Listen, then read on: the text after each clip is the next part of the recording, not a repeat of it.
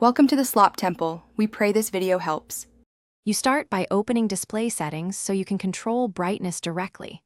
Press Windows plus A to open Action Center, or open Settings then System then Display. You want the brightness slider visible.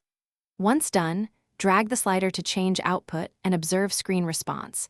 This tells you if keys or drivers will be needed.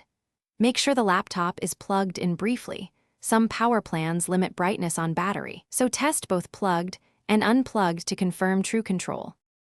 Next, update and verify the display drivers because most brightness problems are drive-related. Open Device Manager, expand display adapters and monitors, right-click your GPU and generic PNP monitor and choose Update Driver. Then restart. If you have Intel or AMD control apps, open them to confirm brightness settings aren't overridden. Also disable adaptive brightness in power options so automatic sensors don't fight your changes. Doing this ensures the finish by testing brightness in practical use. Adjust with the slider, then use the FN plus brightness keys to confirm both methods work. Set a custom power plan so the laptop uses your chosen levels on battery and plugged in.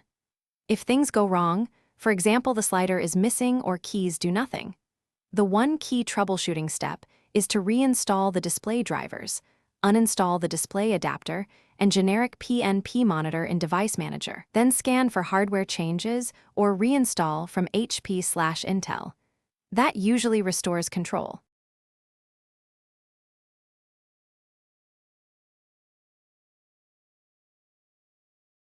Thanks for watching.